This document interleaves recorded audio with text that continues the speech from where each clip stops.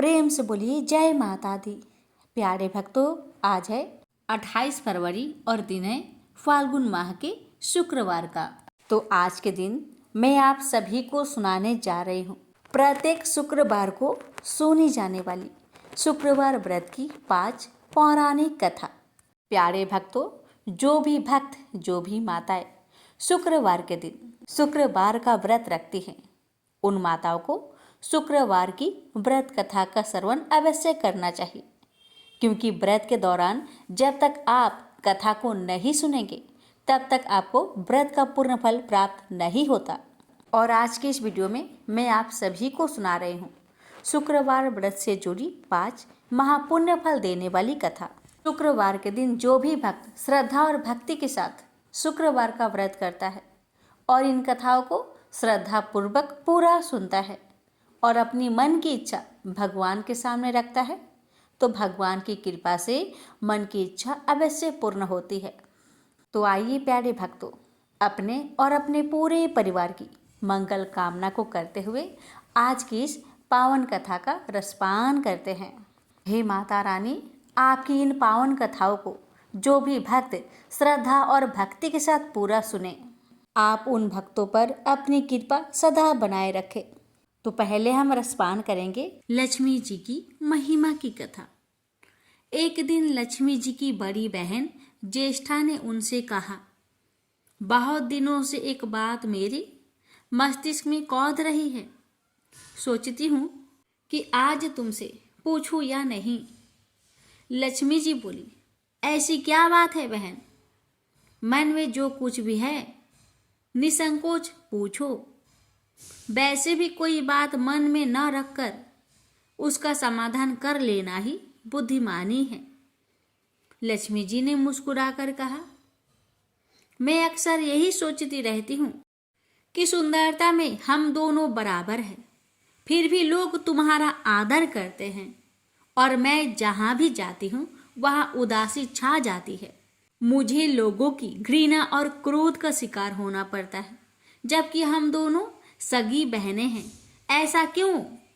लक्ष्मी जी ने हंसकर कहा, सगी बहन या समान सुंदरता होने से ही आदर नहीं मिलता, उसके लिए अपने को भी कुछ करना चाहिए।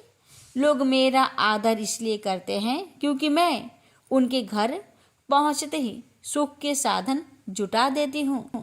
संपत्ति और वैभव से आनंदित होकर लोग मेरा उपकार मानते हैं, तभी मेरी पूजा करते हैं। उधर तुम्हारा यह हाल है कि जिसके यहाँ भी तुम जाती हो उसको गरीबी, रोग और आपदा सहनी पड़ती है। इसी वजह से लोग तुमसे घृणा करते हैं। कोई आदर नहीं करता। आदर पाना है तो दूसरों को सुख पहुँचाओ। ज्येष्ठा को लक्ष्मी जी की बात चुभ गई। उन्हें लगा कि लक्ष्मी को अपनी महिमा का अभिमान हो गया है। उन्होंने तड़प कर कहा, लक्ष्मी, तुम मुझसे हर बात में छोटी हो, अवस्था में भी और प्रभाव में भी। मुझे उपदेश देने का भी विचार ना करो। अगर तुम्हें अपने वैभव का अहंकार है तो मेरे पास भी अपना एक प्रभाव है।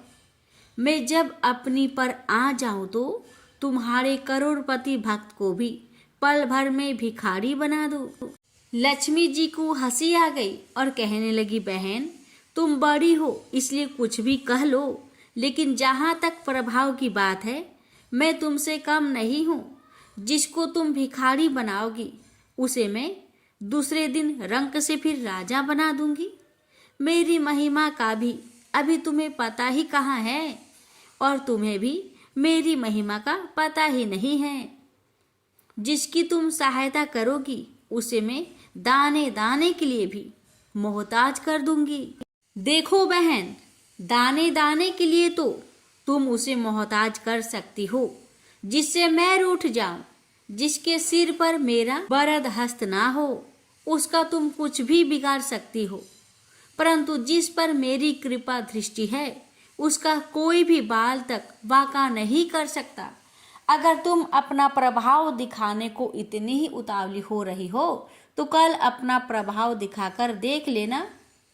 ठीक है, बोलो कहाँ चले, दूर क्यों जाए, पास ही अनुराधापुर है। उसमें एक ब्राह्मण रहता है, दीनानाथ।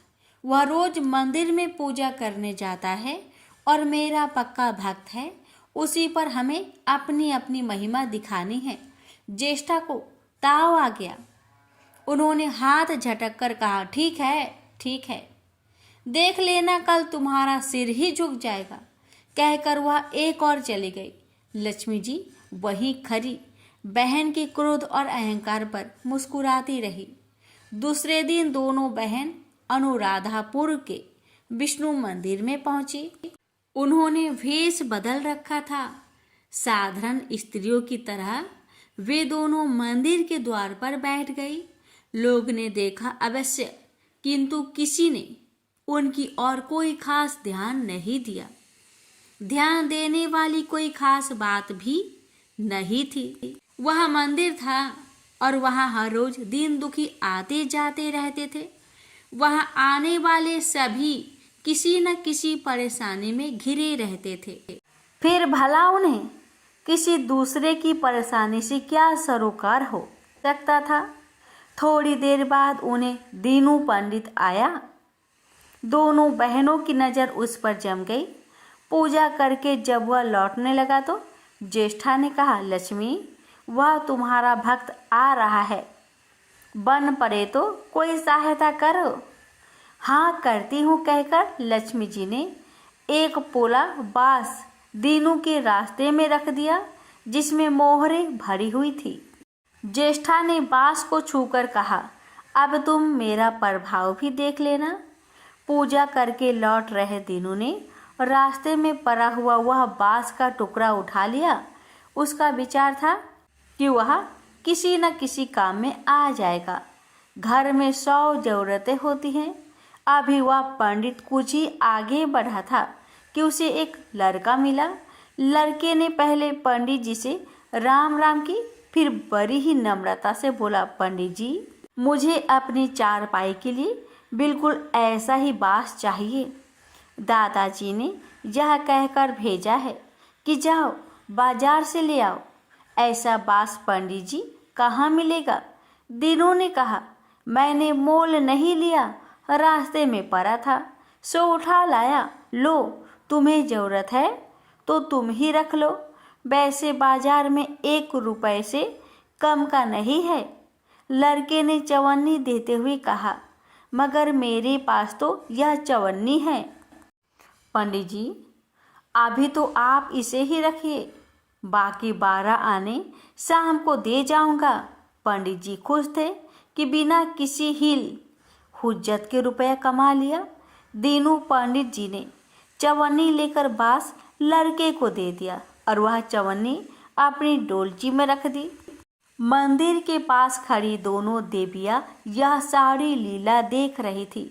ज्येष्ठा ने कहा, लक्ष्मी देखो तुमने, तुम्हारी इतनी सारी मोहरें मात्र एक चवन्नी में बिक गई। और अभी क्या, यह चवन्नी भी तुम्हारे भक्त के पास नहीं रुकेगी। चलो उसके पीछे चलते हैं और देखते हैं कि क्या होता है। दोनों बहनें दीपू के पीछे पीछे चलने लगी। एक तालाब के पास दीनू ने डोलची रख दी और कमल के फूल तोड़ने लगा। उसी बीच एक चारवाहे का लड़का आया और डोलची में रखी हुई चवन्नी लेकर भाग गया। दीनू को पता ही नहीं चला। फूल तोड़कर वह अपने घर चलने लगा। इतने में वही लड़का आता हुआ दिखाई दिया जिसने चवन्नी देकर उससे बांस ले लिया था। करीब आकर वह बोला, पंडित जी यह बांस तो बहुत बचनी है। दादाजी ने कहा कि कोई हल्का बांस चाहिए, इसकी चारपाई ठीक न होगी। यह लीजिए, आप अपना बांस वापस ले लीजिए। कहकर उसने बांस पंडित जी के हवाले कर दिया। दीनू ने बांस ले लिया, लेकिन चवन्नी तो डोलची में थी ही नहीं। अब उसने कहा, बेटा चवन्नी तो कहीं गिर गई, तुम मेरे साथ घर चलो, वहाँ दूसरी दे दूंगा। इस समय मेरे पास एक भी पैसा नहीं है, तब आप जाइए, मैं शाम को आकर घर से ले लूँगा। यह कहकर लड़का अपनी राह लौट गया। बांस फिर से पंडित जी के ही पास आ गया और लक्ष्मी जी होले से मुस्कुराई। उनको इस प्रकार मुस्कुराते देखकर ज्येष्ठा मन ही मन में जल उठी। वह बोली, अभी तो खेल शुरू ही हुआ है, देखते चलो कि मैं इसे कैसे तिगनी का नाच नचाती हूँ। दीनू बेचारा इस सब बातों से बेखबर अपनी ही धुन में आगे बढ़ा चला जा रहा था। उसे क्या पता था कि वह शतरंज का मोहरा बना हुआ है। वह तो धूप छाव की भांति दोनों बहनों का प्रभाव सहता चुपचाप चला जा रहा था। आगे चलकर गांव का एक अहीर मिला। उसने दीनू को चवन्नी वापस करते हुए बताया, पंडित जी, मेरा लड़का आपकी डोलची से यह चवन्नी उठा लाया था। वह बड़ा ही शैतान है। मैं आपकी वही चवन्नी लौटाने आया हूँ। हो सके तो उस शैतान को माफ कर दीजिएगा। दीनू ने आशीर्वाद देकर चवन्नी ले ली और प्रसन्न मन से उस लड़के को पुकारने लगा, जो शाम को घर आकर चवन्नी लेने की बात कहकर लौटा जा रहा था। आवाज़ सुनकर लड़का लौट आया। अपनी चवन्नी वापस पाकर वह भी प्रसन्न हो गया। दीनू पंडित निश्चित मन से घर की ओर बढ़ने लगा। उसके एक हाथ में पूजा की डोलची थी और दूसरे हाथ में वही 5 हाथ का लंबा बांस। राह चलते दीनू पंडित सोच रहा था, बांस तो काफ़ी बजनी है तो मजबूत भी होगा, क्योंकि ठोस है। इसे दरवाजे के छप्पर में लगा दूंगा, कई साल के लिए बल्ली से छुटकारा मिल जाएगा। ज्येष्ठा को उसके विचार पर क्रोध आ गया। लक्ष्मी जी के प्रभाव से दीनू को लाभ होता देख वह मन ही मन बुरी तरह जली जा रही थी। जब उन्होंने देखा कि पंडित का घर करीब आ गया है तो कोई उपाय न पाकर उन्होंने दीनू को मार डालने का विचार किया। उन्होंने कहा, लक्ष्मी, धन संपत्ति तो मैं छीन ही लेती हूँ, अब तुम्हारे भक्त के प्राण भी ले लूँगी। देखो वह किस तरह तरप तरप कर मरता है। और वह तुरंत सांप बनकर दीनू की ओर दौड़ पड़ी। लक्ष्मी जी को तनी सा भी घबराहट नहीं हुई। वह उसी तरह खड़ी मुस्कुराती रही। सहसा दीनू चौक पड़ा। एक भयानक सांप फन उठाए उसकी ओर झपट रहा था। प्राण तो सभी को प्रिय होते हैं, उपाय रहते कोई अपने को संकट में नहीं पड़ने देता। दीनू ने पगडंडी वाला रास्ता छोड़ दिया और एक और को भागने लगा, लेकिन सांप बनी ज्येष्ठा उसे भला कहाँ छोड़ने वाली थी। वह तो उस गरीब के प्राणों की प्यासी हो चुकी थी। वह भी दीनू के आगे पीछे दाएं बाएं बराबर दौड़ती ही रही। दीनू घबरा गया। उसने हाथ जोड़कर कहा, हे नाग देवता, मैंने आपका कुछ नहीं बिगाड़ा है। शांति से अपनी राह लौट जाइए। आखिर क्यों मुझ गरीब के पीछे पड़े हो। व्यर्थ में किसी ब्राह्मण को सताना अच्छी बात नहीं है।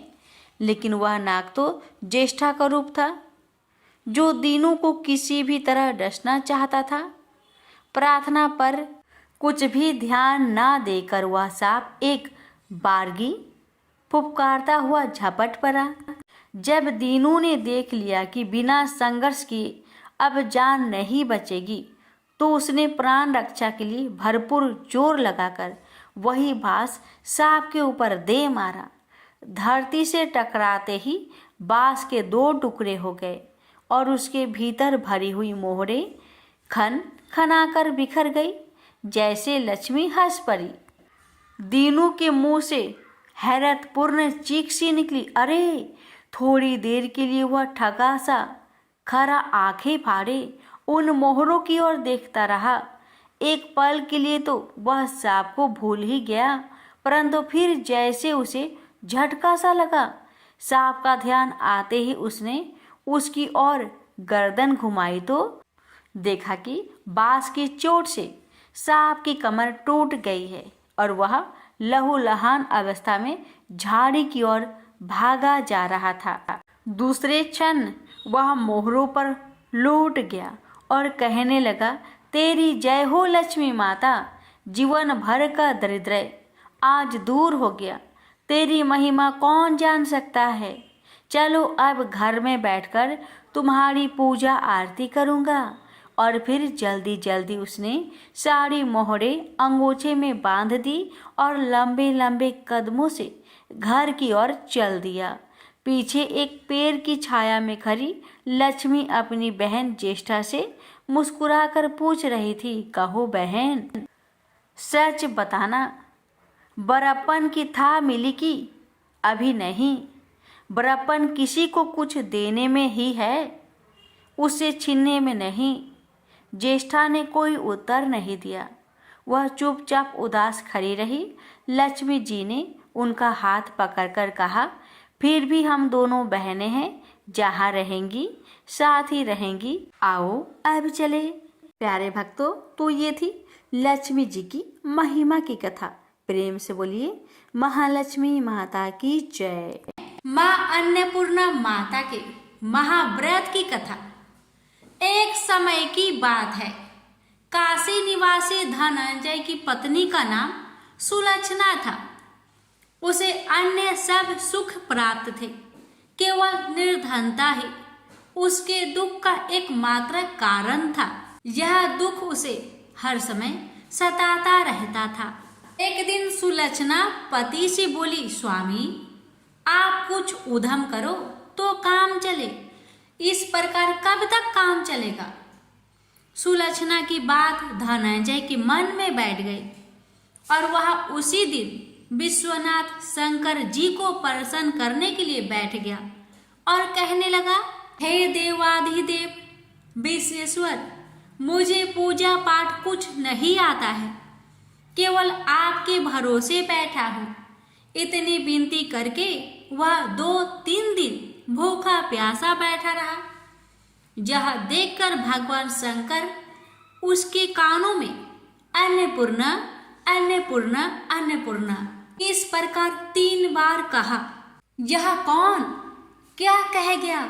इसी सोच में धनंजय पड़ गया कि मंदिर से आते ब्राह्मणों को देखकर पूछने लगा, पंडित जी अन्नपूर्णा कौन है? ब्राह्मणों ने कहा, तू अन्न छोड़ बैठा है, सो तुझे अन्न की ही बात सूझती है। जा घर जाकर अन्न ग्रहण कर। धनंजय घर गया, स्त्री से सारी बात कही। वह बोली, नाथ चिंता मत करो, स्वयं शंकर जी ने आपको यह मंत्र दिया है, वे स्वयं ही खुलासा करेंगे। आप फिर जाकर उनकी आराधना करो। धनंजय फिर जैसा कि तैसा पूजा में बैठ गया। रात्रि में शंकर जी ने आज्ञा दी और कहा, तू पूर्व दिशा में चला जा। वह अन्नपूर्णा का नाम जपता जाता और रास्ते में फल खाता, झरनों का पानी पीता जाता। इस प्रकार कितने ही दिनों तक चलता गया। वहां उसे चांदी सी चमकती वन की शोभा देखने में आई। सुंदर सरोवर देखने में या उसके किनारे कितनी ही अप्सराएं झुंड बनाए बैठी थी। एक कथा सुनती और सब मिलकर माँ अन्नपूर्णा इस प्रकार बार बार कहती थी। यह अगहन मास की उजेली रात्रि थी और आज से ही व्रत का आरंभ था। जिस शब्द की खोज करने वहां निकला था वह उसे वहां सुनने को मिला। धनंजय ने उनके पास जाकर पूछा, हे देवियों, आप यह क्या करती हो? उन सब ने कहा, हम सब माँ अन्नपूर्णा का व्रत करती हैं। धनंजय ने पूछा, व्रत पूजा करने से क्या होता है? यह किसी ने किया भी है? इसे कब किया जाए? कैसा व्रत है और कैसी विधि है? मुझसे भी विस्तार से बताओ। वे कहने लगे, इस व्रत को सब कोई कर सकते हैं। 21 दिन तक के लिए 21 गांठ का सूत लेना चाहिए। 21 दिन यदि ना बने तो 1 दिन उपवास करे। यह भी ना बने तो केवल कथा सुनकर प्रसाद ले। निराहार रहकर कथा कहे, कथा सुनने वाला कोई ना मिले तो पीपल के पत्तों को रख सुपारी या घृत कुमारी वृक्ष को सामने कर दीपक को साक्षी कर सूर्य गाय तुलसी या महादेव को बिना कथा सुनाए मुख में दाना न डाले। यदि भूल से कुछ पड़ जाए तो एक दिवस फिर उपवास करे। व्रत के दिन क्रोध ना करे और झूठ ना बोले। धनंजय बोला, इस व्रत के करने से क्या होगा? वे कहने लगी, इसके करने से अंधों को नेत्र मिले, लुल्लू को हाथ मिले, निर्धन के घर धन आए, बाझीन को संतान मिले, मूर्ख को विद्या आए। जिस कामना से व्रत करे माँ उसकी इच्छा पूरी करती है। वह कहने लगा, बहिनों, मेरे पास भी धन नहीं है, विद्या नहीं है, कुछ भी तो नहीं है। मैं तो दुखिया ब्राह्मण हूँ, मुझे इस व्रत का सूत दोगी? हाँ भाई, तेरा कल्याण हो, हम तुम्हें अवश्य देंगे। ले इस व्रत का मंगल सूत्र ले। धनंजय ने व्रत किया, व्रत पूरा हुआ। तभी सरोवर में से 21 खंड की स्वर्ण सीरी हीरा मोती जरी हुई प्रकट हुई। धनंजय अन्नपूर्णा अन्नपूर्णा कहता जाता था। इस प्रकार कितनी ही सीढ़ियां उतर गया तो क्या देखता है कि करोड़ों सूर्य से प्रकाशमान अन्नपूर्णा का मंदिर है। उसके सामने स्वर्ण सिंहासन पर माता अन्नपूर्णा विराजमान है। सामने भिक्षा हेतु शंकर भगवान खड़े हैं। देवंगनाएं चवर डुलाती है, कितने ही हथियार बंधे पहरा देती हैं। धनंजय दौड़कर जगदम्बा के चरणों में गिर गया। देवी उसके मन का कलेश जान गई। धनंजय कहने लगा, माता, आप तो अंतर्यामी हो, आपको अपनी दशा क्या बताओ? माता बोली, मेरा व्रत किया है, क्या संसार तेरा सत्कार करेगा। माता ने धनंजय की जिह्वा पर बीज मंत्र लिख दिया। अब तो उसके रोम रोम में विद्या प्रकट हो गई।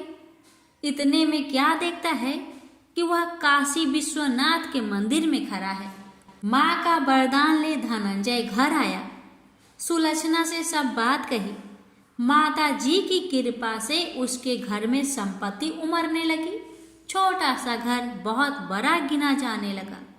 जैसे शहद के छत्ते में मक्खियाँ जमा होती है, उसी प्रकार अनेक सगे संबंधी आकर उसकी बड़ाई करने लगे। कहने लगे, इतना धन और इतना बड़ा घर, सुंदर संतान नहीं तो इस कमाई का कौन भोग करेगा। सुलक्षणा से संतान नहीं है, इसलिए तुम दूसरा विवाह करो। अनिच्छा होते हुए भी धनंजय को दूसरा विवाह करना पड़ा और सती सुलक्षणा को सौत का दुख उठाना पड़ा। इस प्रकार दिन बीतते गए। फिर अगहन मास आया। नए बंधन से बंधे पति से सुलक्षणा ने कहलाया कि हम व्रत के प्रभाव से सुखी हुए हैं, इस कारण यह व्रत छोड़ना नहीं चाहिए। यह माता जी का प्रताप है जो हम इतने संपन्न और सुखी हैं। सुलक्षणा की बात सुन धनंजय उसके यहाँ आया और व्रत में बैठ गया। नई बहू को इस व्रत की खबर नहीं थी। वह धनंजय के आने की राह देख रही थी। दिन बीतते गए और व्रत पूर्ण होने में 3 दिवस बाकी थे कि नई बहू को खबर पड़ी। उसके मन में ईर्ष्या की ज्वाला दहक रही थी। सुलक्षणा के घर आ पहुंची और उसने वहां भगदड़ मचा दी। वह धनंजय को अपने साथ ले गई। नए घर में धनंजय को थोड़ी देर के लिए निंद्रा ने आ दबाया। इसी समय नई बहू ने उसका व्रत का सूत तोड़कर आग में फेंक दिया। अब तो माता जी का कोप जाग गया। घर में अकस्मात आग लग गई। सब कुछ जलकर खाक हो गया। सुलक्षणा जान गई और पति को फिर अपने घर ले आई। नई बहू रूठकर पिता के घर जा बैठी। पति को परमेश्वर मानने वाली सुलक्षणा बोली, नाथ घबराना नहीं, माता जी की कृपा अलौकिक है।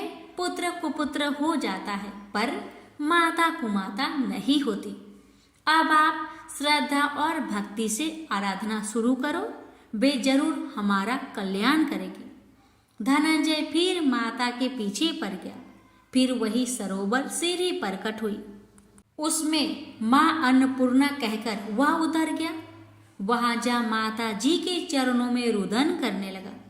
माता प्रसन्न हो बोली, यह मेरी स्वर्ण की मूर्ति ले, उसकी पूजा करना, तू फिर सुखी हो जाएगा। जा, तुझे मेरा आशीर्वाद है।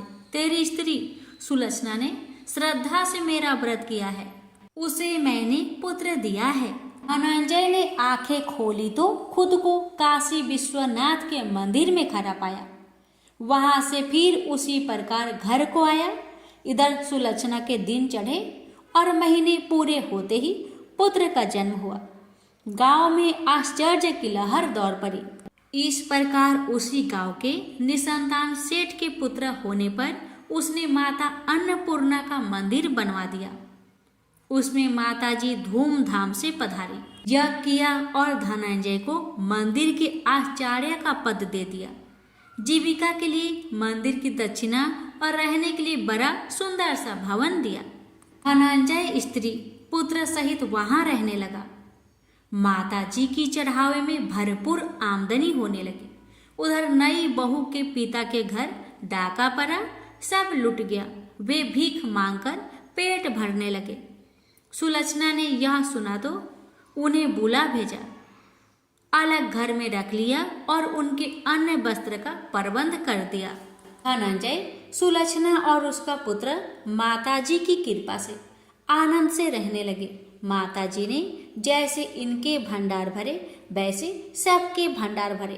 प्रेम से बोलिए, अन्नपूर्णा माता जी की जय। हर हर महादेव। माता पार्वती की जय। संतोषी माता की व्रत कथा। कथा इस प्रकार है। एक बुढ़िया माई थी, उसके 7 लड़के थे। 6 कमाने वाले थे और एक निकम्मा था, कमाता कुछ नहीं था। बुढ़िया माई अपने 6 बेटों के लिए भोजन बनाती थी और उनको भोजन कराती और उनसे जो कुछ जूठन बचती वह 7वें बेटे को देती थी। एक दिन 7वां बेटा अपनी पत्नी से बोला, देखो मेरी माँ को मुझ पर कितना प्रेम है। वह बोली, क्यों नहीं, सबका जो जूठा तुमको खिलाती है। वह बोला, ऐसा नहीं हो सकता। मैं जब तक अपनी आंखों से ना देख लूं, मैं मान नहीं सकता कि मेरी माँ मेरे साथ ऐसा कर सकती है। कुछ दिन बाद त्योहार आया। घर में 7 प्रकार के भोजन और चूरमे के लड्डू बने। अब सबसे छोटे लड़के ने यानी कि 7वें लड़के ने अपना सिर दुखने का बहाना बनाया और पतला चादर ओढ़कर रसोई घर में सो गया, ये देखने के लिए कि मेरी माँ मुझे जूठे भोजन देती है या फिर बनाई हुई ताजी भोजन देती है। लड़का झूठ मूठ का सोने के नाटक करके रसोई घर में सोया हुआ है। वह पतले चादर के अंदर से सब कुछ देख रहा था। तभी 6 भाई भोजन करने आए। उसने देखा माँ ने उनके लिए सुंदर आसन बिछाया, नाना प्रकार की रसोई परोसी और आग्रह करके उन्हें जिमाया और वह देखता रहा। तब 6 भाइयों ने भोजन करके उठा। तब माँ ने क्या किया कि उनकी बची हुई भोजन, जूठी भोजन थालियों में से इकट्ठा करके सभी लड्डुओं के टुकड़ों को उठाकर एक लड्डू बनाया और सभी जूठन को साफ करके बुढ़िया ने अपने सबसे छोटे लड़के को पुकारा, बेटा 6 भाई भोजन करके चले गए, अब तू ही बाकी है, उठ और खाना खा ले। तब वह बेटा कहने लगा, माँ मुझे आज भूख नहीं लगा है, मुझे भोजन नहीं करना, मैं अब जहाँ नहीं रहूँगा, मैं परदेश चला जाऊँगा।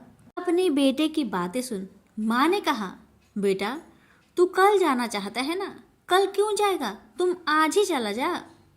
तब बेटा बोला, हाँ माँ मैं आज ही चला जा रहा हूँ। यह कहकर वह घर से निकल गया। चलते समय पत्नी की याद आई। वह गौशाला में उपले थाप रही थी। वहां जाकर वह बोला, हम जावे परदेश, आवेंगे कुछ काल, तुम रहियो संतोष से, धर्म अपनो पाल।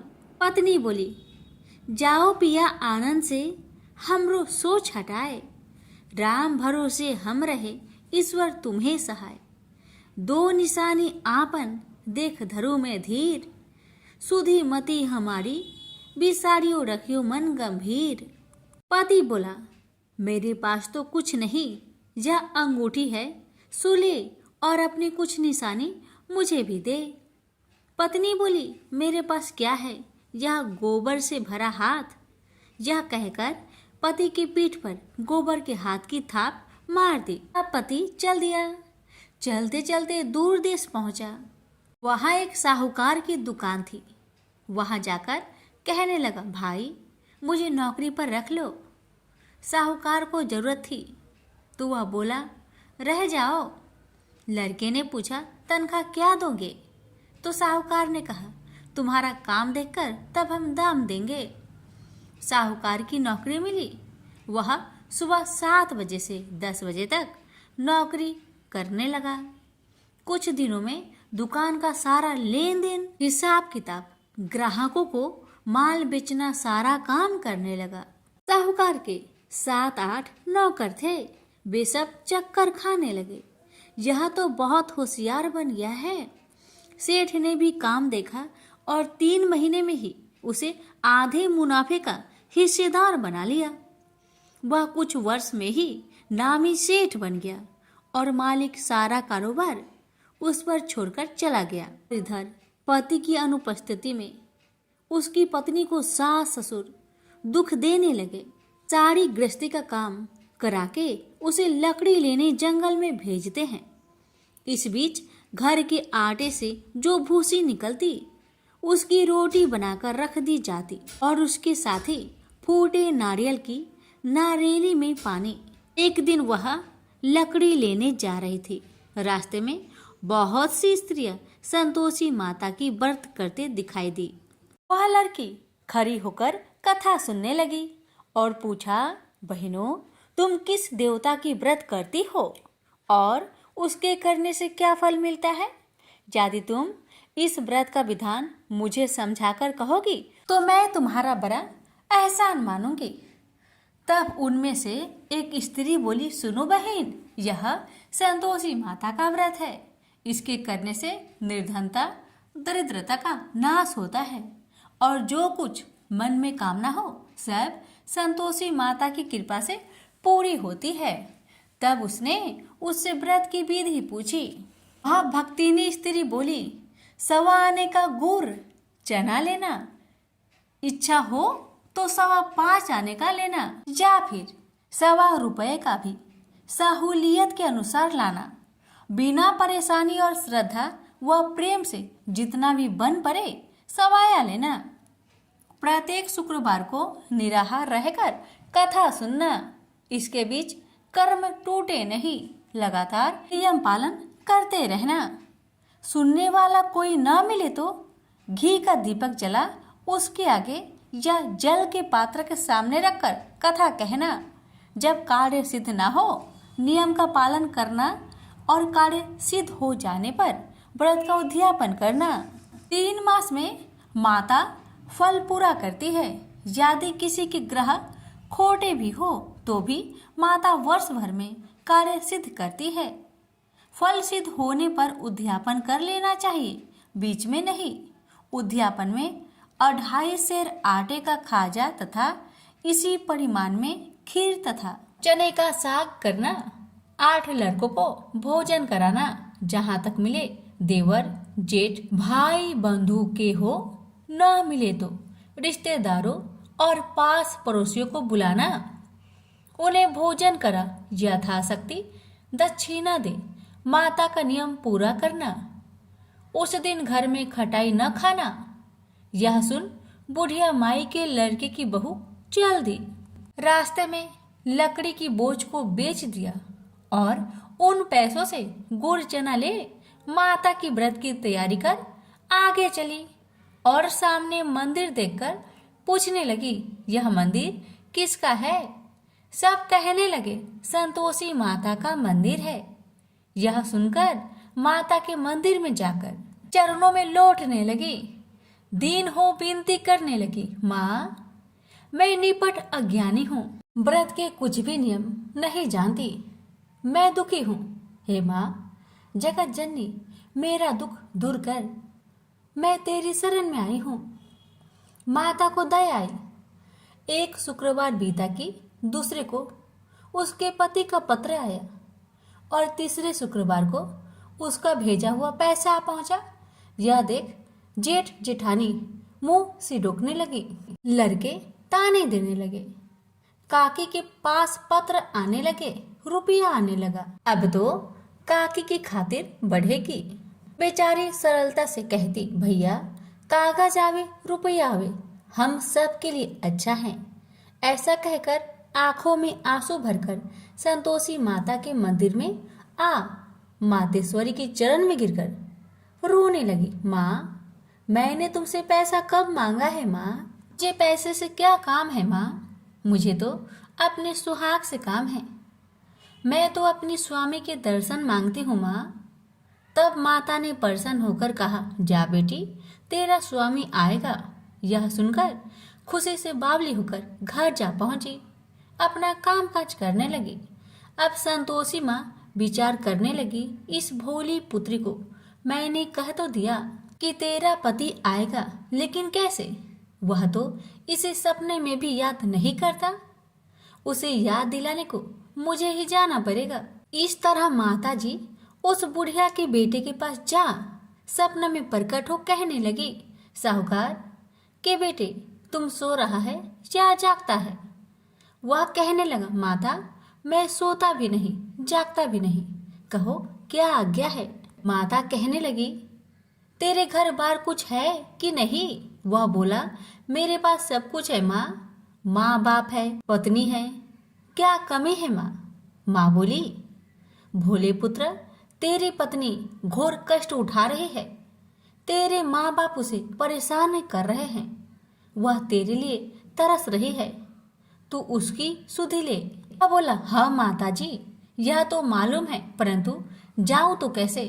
परदेश की बात है, लेन देन का कोई हिसाब नहीं है, कोई जाने का रास्ता भी नहीं आता, कैसे चला जाऊं? माँ कहने लगी, मेरी बात मान, सवेरे नहा धोकर संतोषी माता का नाम ले, घी का दीपक जला, दंडवत कर दुकान पर बैठ। देखते देखते तेरा सारा लेन देन चुक जाएगा, जमा का माल बिक जाएगा, साज होते होते धन का भारी ढेर लग जाएगा। माता की बात मानकर वह नहा धोकर संतोषी माता को दंडवत घी का दीपक जला। थोड़ी देर में देने वाले रुपए लाने लगे, लेने वाले हिसाब लेने लगे। कोठे में भरे सामान की खरीदारी नगद दाम में दे सौदा करने लगे।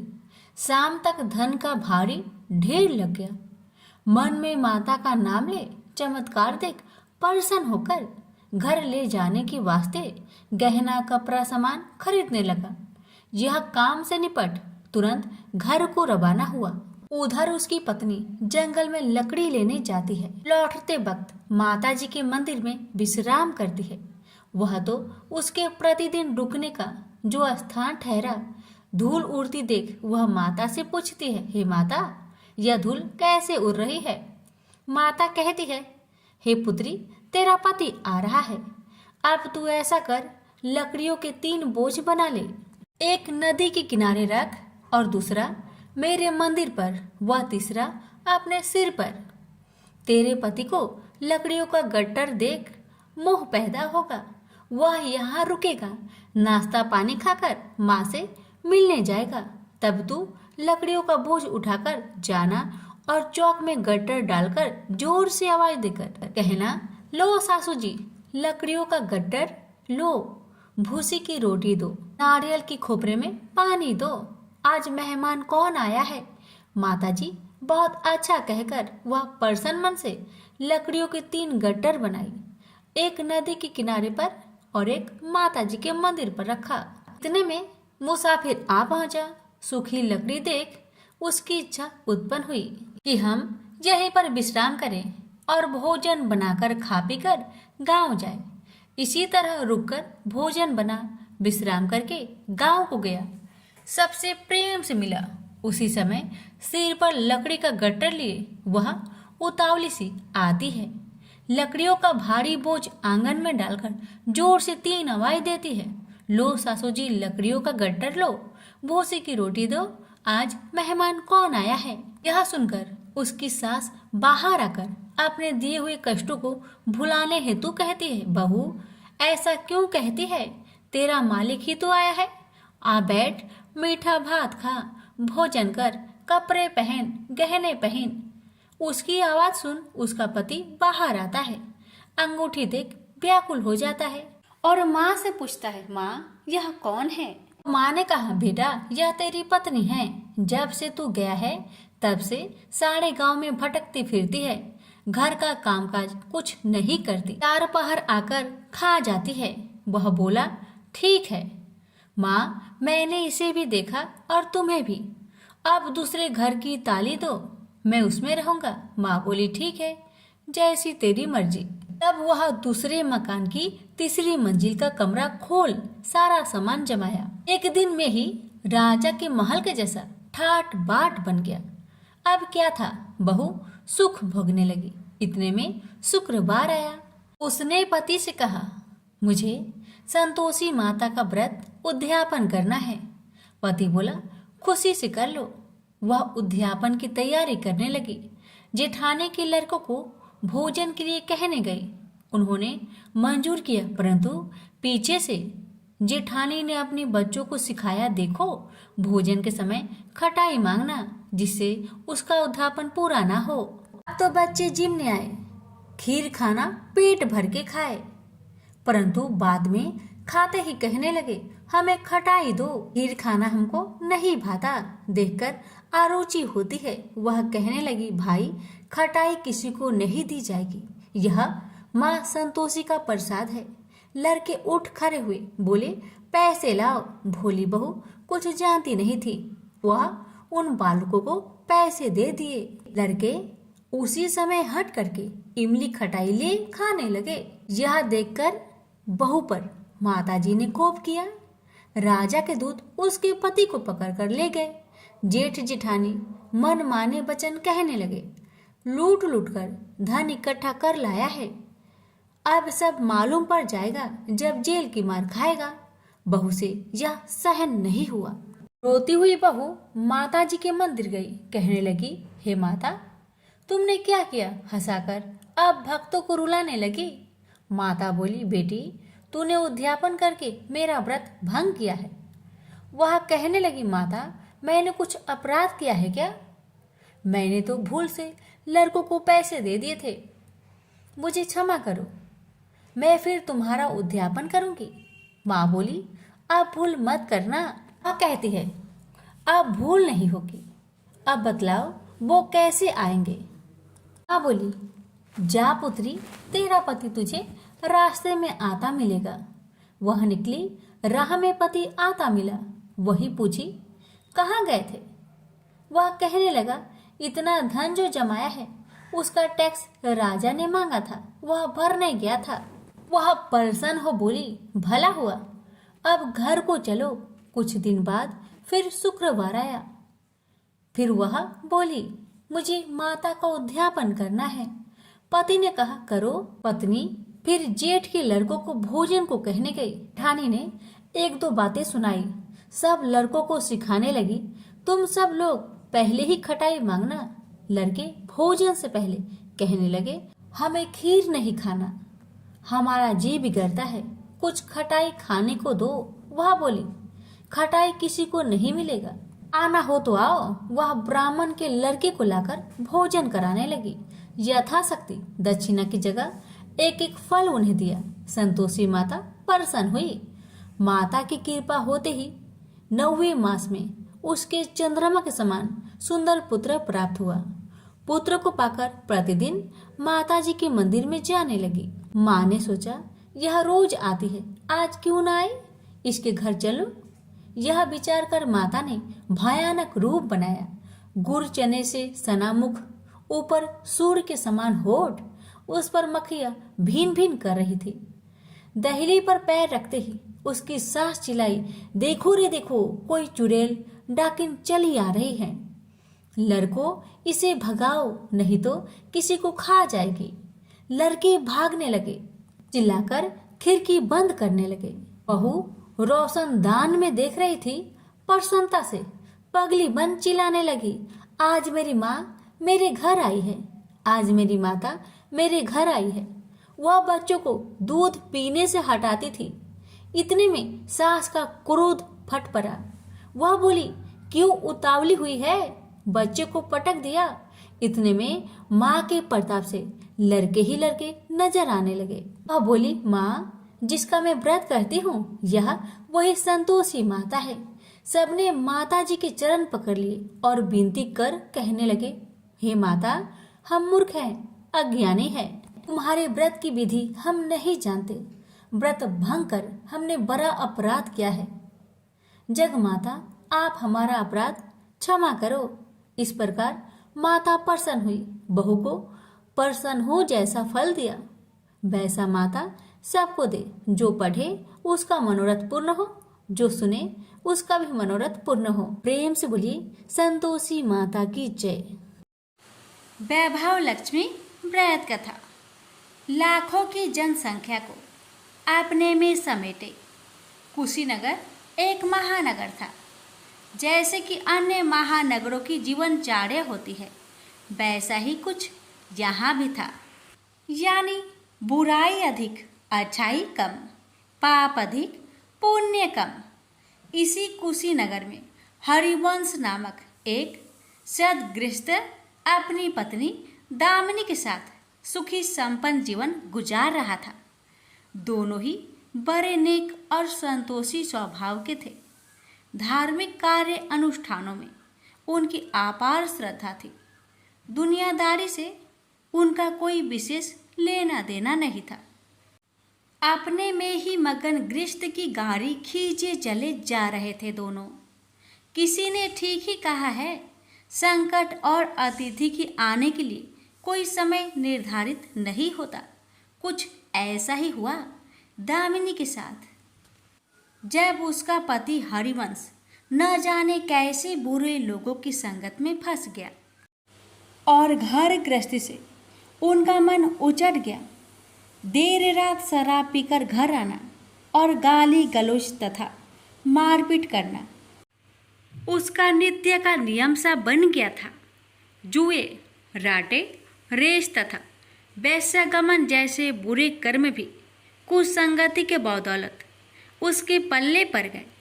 धन कमाने की तीव्र लालसा ने हरिवंश की बुद्धि हर ली और उसको अच्छे बुरे का भी ज्ञान न रहा। घर में जो कुछ भी था सब उसके दुर्व्यसनों की भेंट चढ़ गया। जो लोग पहले उसका सम्मान करते थे अब उसे देखते ही रास्ता बदलने लगे। भूखमरी की हालत में भिखमंगों के समान उनकी स्थिति हो गई। लेकिन दामिनी बेहद संयमी और आस्थावान तथा संस्कारी स्त्री थी। ईश्वर पर उसे अटल विश्वास था। वह जानती थी कि यह सब कर्मों का फल है।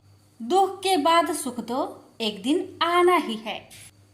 अचानक एक दिन दोपहर के समय द्वार पे हुई दस्तक की आवाज सुनकर दामिनी की तंद्रा भंग हुई।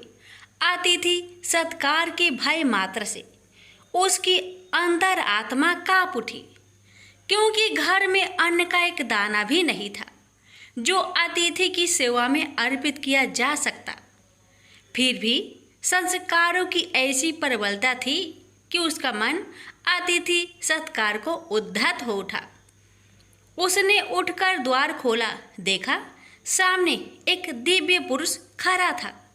बड़े बड़े घुंघराले श्वेत केश, चेहरे को ढके हुए लहराती दाढ़ी, गेरुए वस्त्रों का आवरण पहने उसके चेहरे से तेज टपक पड़ रहा था। आंखों मानो अमृत सी वर्षा कर रही थी। उस दिव्य पुरुष को देखकर दामिनी को अपार शांति का अनुभव हुआ और वह उसे देखते ही समझ गई कि आगत वास्तव में कोई पहुंचा हुआ सिद्ध महात्मा है। उसके मन में अतिथि के प्रति गहन श्रद्धा के भाव उमड़ पड़े और वह उसे सम्मान सहित घर के भीतर ले गई। दामिनी ने जब उसे फाटे हुए आसन पर बैठाया तो वह मारे लज्जा के जमीन में गिर सी गई। उधर वह संत पुरुष दामिनी की ओर एकटक निहारे जा रहा था। घर में जो कुछ भी बचा खुचा था दामिनी ने अतिथि की सेवा में अर्पित कर दिया, पर उसने इस पर कोई ध्यान नहीं दिया। बस दामिनी को यूं निहारे जा रहा था मानो उसे कुछ याद दिलाने की चेष्टा कर रहा हो। जब काफी देर तक दामिनी कुछ न बोली तो उसने कहा, बेटी मुझे पहचाना नहीं क्या? उसका यह प्रश्न सुनकर दामिनी जैसे सोते से जागी और अत्यंत संकुचाते हुए मधुर स्वर में बोली, महाराज मेरी धृष्टता को क्षमा करें।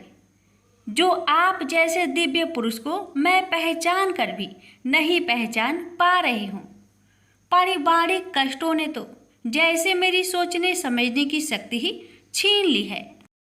लेकिन यह निश्चित है कि संकट की इस घड़ी में मुझे आप जैसे साधु पुरुष का ही सहारा है। तभी जैसे दामिनी को कुछ याद हो आया, वह उस साधु के चरणों में गिरकर बोल उठी, अब मैं आपको पहचान गई हूँ महाराज। स्नेह रूपी अमृत की वर्षा करने वाले अपने शुभ चिंतक को कोई कैसे भूल सकता है भला? वास्तव में वह साधु मंदिर की राह के मध्य में बनी अपनी कुटिया के बाहर बट वृक्ष के नीचे बैठ साधना किया करता था और मंदिर आने जाने वाले सभी श्रद्धालु उसे प्रणाम करके स्वयं को कृतार्थ अनुभव करते थे। दामिनी भी उन्हीं में से एक थी। जब पिछले काफी दिनों से उसने उसे मंदिर की ओर आते जाते नहीं देखा तो उसकी कुशल क्षेम जानने के लिए पूछताछ करते हुए उसके घर की ओर आ निकला था।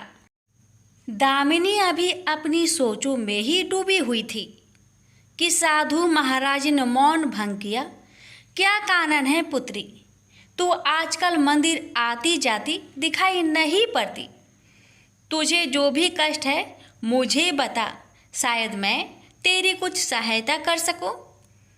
व्यक्ति दुखों के बोझ तले दबा हो तो ऐसे में सहानुभूति के दो बोल ही काफ़ी होते हैं। दामिनी भी खुद पर संयम नहीं रख पाई और बिलख कर रोने लगी।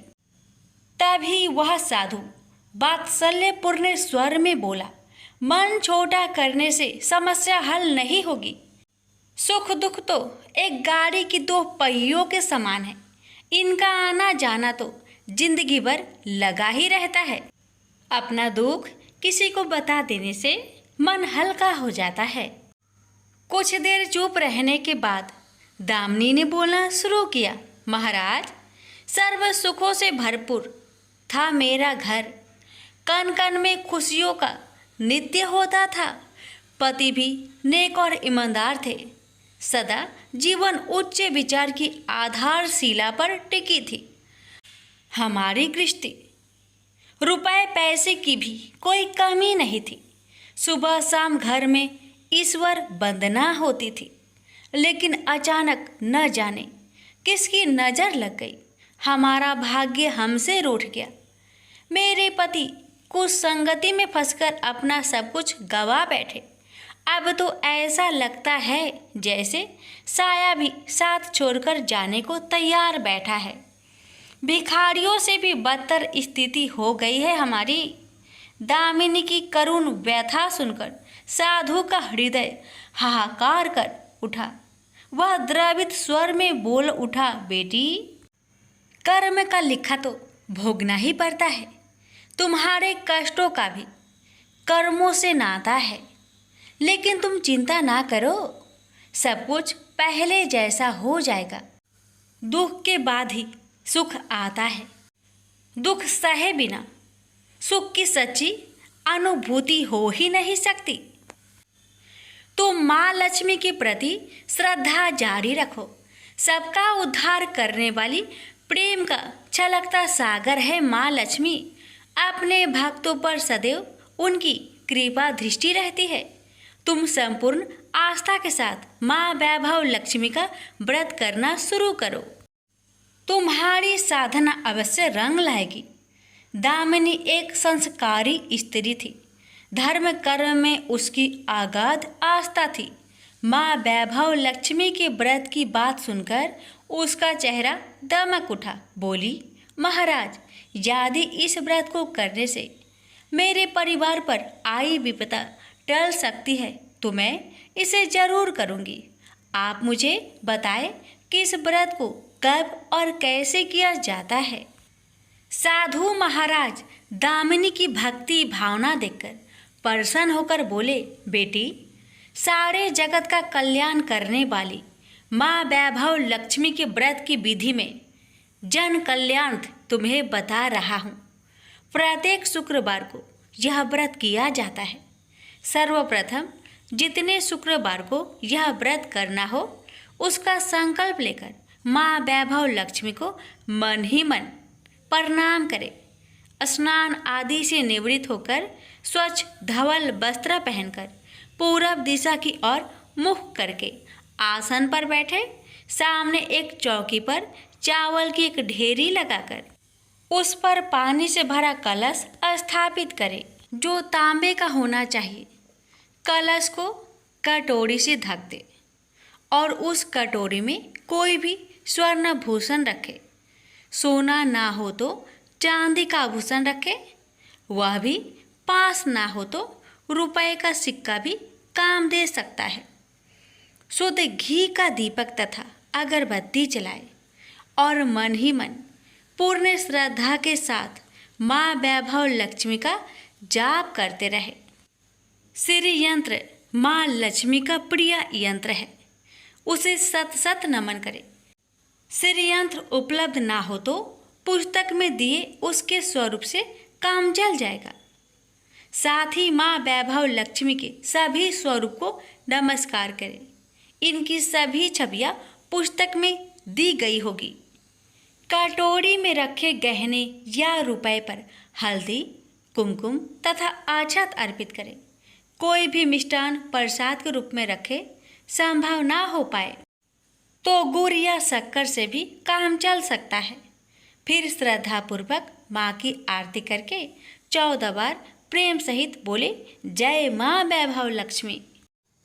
माँ वैभव लक्ष्मी मेरी मनोकामना पूरी करे, ऐसा संकल्प लेकर सच्चे मन से माँ से विनती करे। प्रसाद बांटे और स्वयं भी ग्रहण करे। दिन में एक बार स्वास्तिक भोजन करे। यदि संभव हो तो उपवास रखे।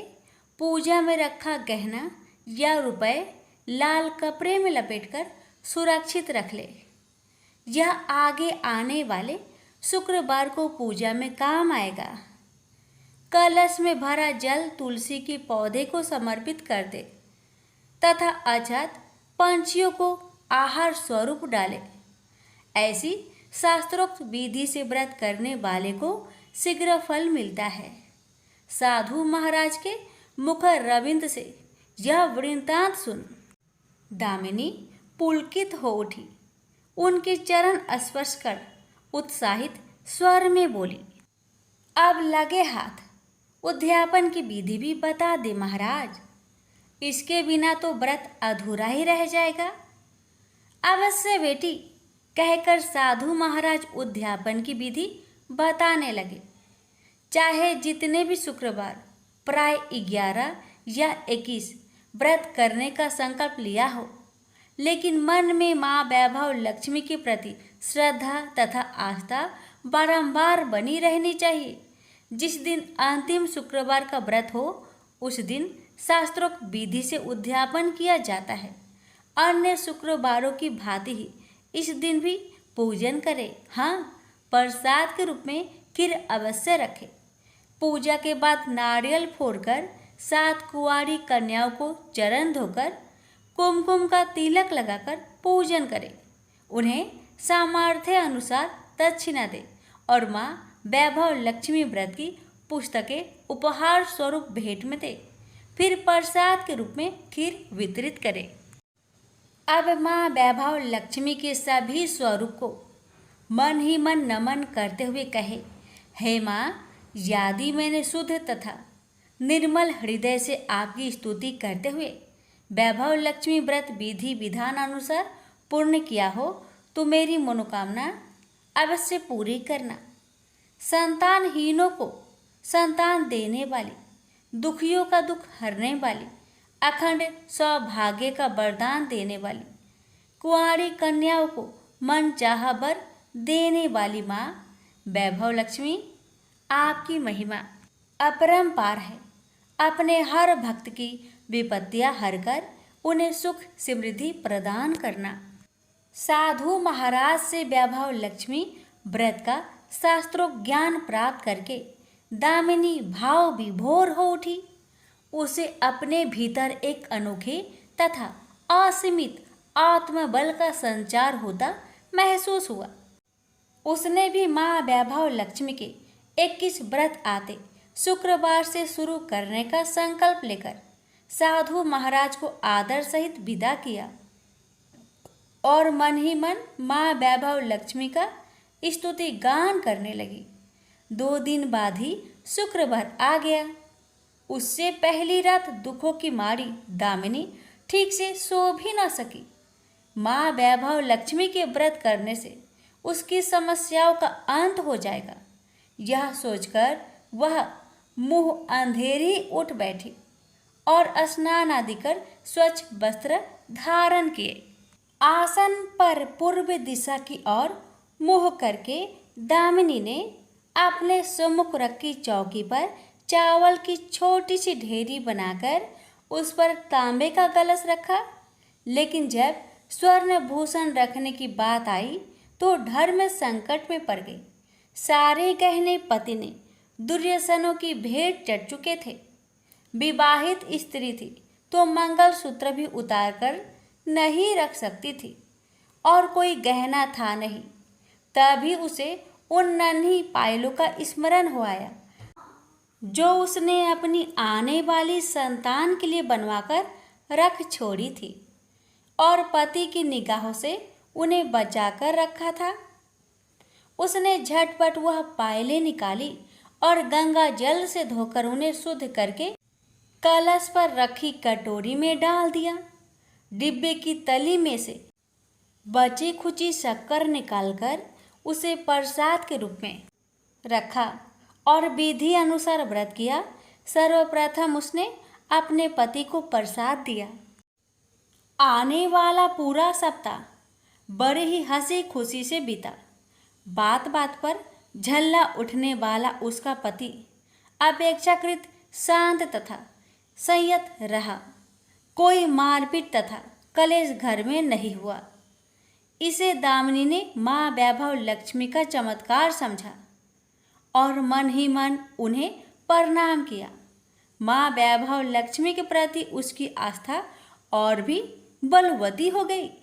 इसी प्रकार शास्त्रोक्त विधि से दामिनी ने 20 शुक्रवार के व्रत पूरे कर लिए।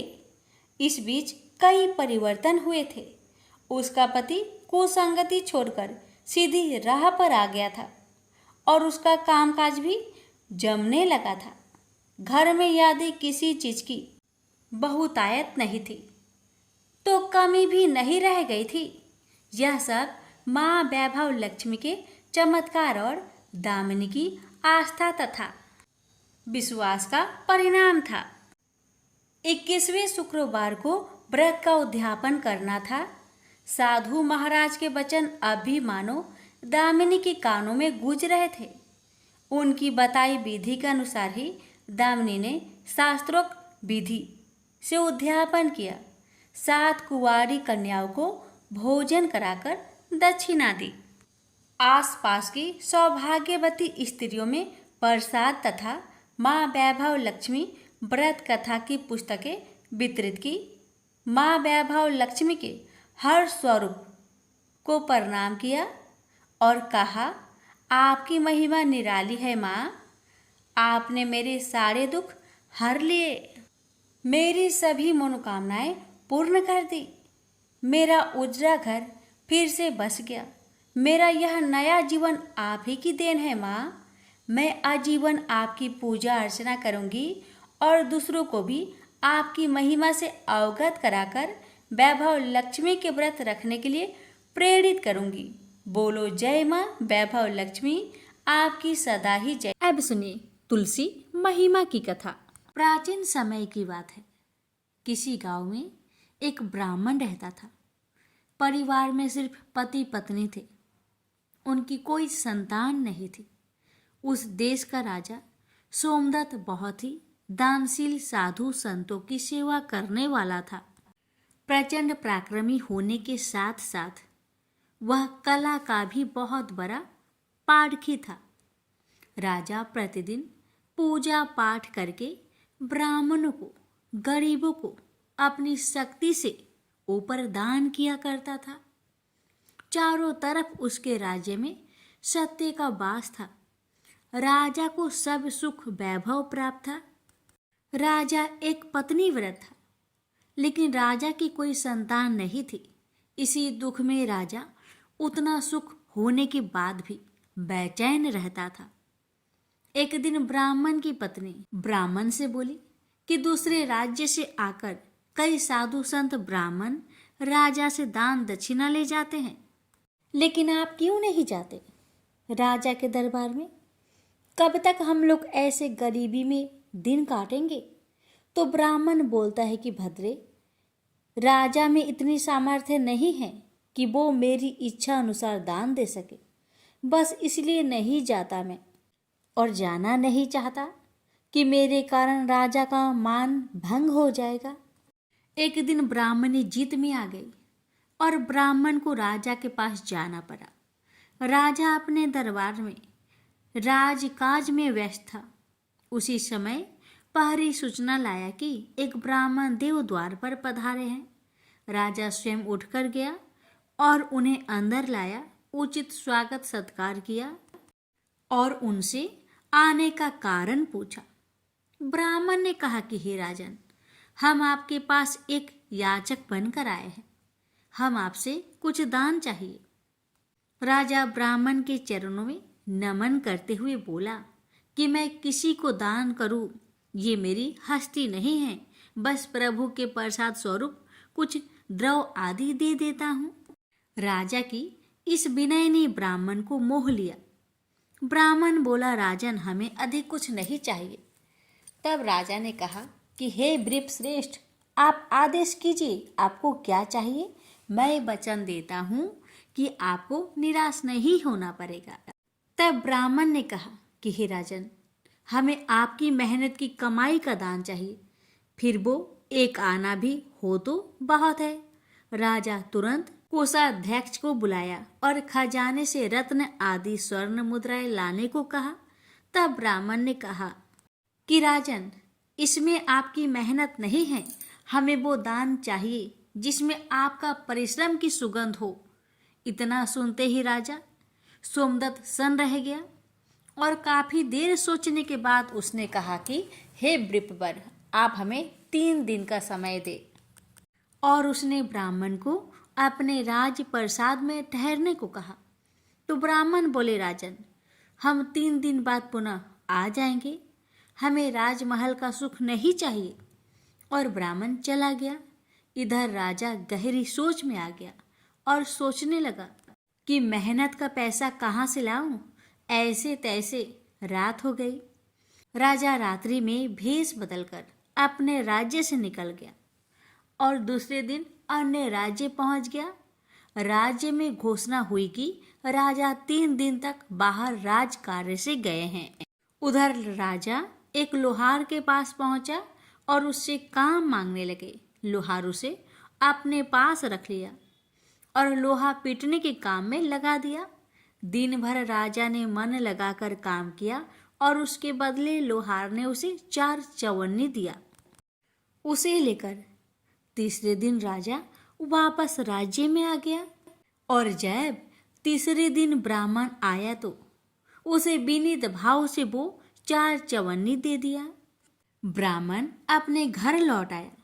इधर ब्राह्मणी ने देखा कि ब्राह्मण सिर्फ 4 चवन्नी लेकर आया है, तो वो आग बबूला हो उठी और गुस्से के कारण उस चवन्नी को तुलसी माता के पौधे के नीचे फेंक दिया। जैसे तैसे कुछ दिन बीते और तुलसी माता से लगकर 4 पौधे निकल आए जिनसे मोती झरते थे। जब ब्राह्मण और ब्राह्मणी ने ये सब देखा तो आश्चर्य रह गए और कुछ समय बाद सब सामान्य हो गया। ब्राह्मणी रोज सुपा भरकर मोती समेटती और ब्राह्मण के दिन पलटने लगे और ब्राह्मण कुछ समय बाद धनाढ्य हो गया। धीरे धीरे ये बात राज्य भर में फैल गई और फिर एक दिन राजा को इस बात का पता चला। राजा स्वयं देखने आया और देखकर सन्न रह गया। राजा ने ब्राह्मण से इसका कारण पूछा तो ब्राह्मण ने कहा कि राजन, हमें इस विषय में कुछ नहीं पता कि ये पौधे किस प्रकार के हैं और इनसे मोती झरने का रहस्य क्या है। राजा ने दूसरे दिन आदेश दिया कि उन पौधों को उखाड़कर देखा जाए और मजदूर लगाए गए। मजदूर दिन भर खोदते रहे पर उस पौधे की जड़ नहीं मिली। चौथे दिन एक चमत्कार हुआ। बिना खोदे ही अब गहराई बढ़ती चली गई और जब सब नीचे झांक कर देखे तो क्या देखते हैं कि पौधे की जड़ें पृथ्वी के नीचे किसी जलाशय में धंसी हुई है। राजा ने नीचे उतरने का निश्चय किया और राजा सहित ब्राह्मण नीचे उतरने लगे। कुछ समय बाद राजा, रानी, मंत्री, ब्राह्मण, ब्राह्मणी सब नीचे उतर गए और उस जलाशय के समीप पहुंचे। वो बहुत सुंदर स्थान था। उसी समय एक नौका आई और आकाशवाणी हुई कि सभी इस नौके में सवार हो जाओ। ऐसा सुनकर सब उस नाव में सवार हो गए और चमत्कारिक रूप से वो नौका उस नदी के अंदर समा गई। अंदर जाने पर पता चला कि वो साधारण जलाशय नहीं बल्कि साक्षात क्षीर सागर है। नीचे पहुंचने पर सबको शेष सैया भगवान श्री हरि दिखाई दिए और उनके नाभि से वो चारों पौधे के जड़ लगे हुए दिखे जो प्रभु के नाभि निकल रहे थे। राजा सहित सब ये देखकर आश्चर्यचकित रह गए और इसका रहस्य पूछे। तब प्रभु ने कहा, राजन, सोमदत्त, ये पौधे उस चवन्नी रूप बीज से उत्पन्न हुए हैं जो तुमने ब्राह्मण को दिए थे। ब्राह्मणी ने तो उनको ऐसे ही फेंक दी और हमें ये लीला करनी पड़ी। प्रभु के साक्षात दर्शन होने के बाद राजा सहित सभी लोग प्रभु की स्तुति करने लगे। भगवान श्री नारायण ने कहा कि हे ब्राह्मण, हे राजन, हमारा दर्शन अमोघ है, अतः कोई वर मांगो।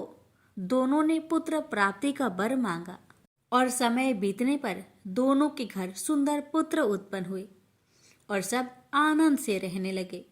कथा का सार बड़े बड़े राजमहलों और अरबों खरबों की कमाई से भी अनमोल मेहनत से कमाए गए कुछ पैसे हैं जिसमें साक्षात महालक्ष्मी जी का वास होता है। इसी कारण कहा जाता है पुण्य का जड़ पाताल में होता है।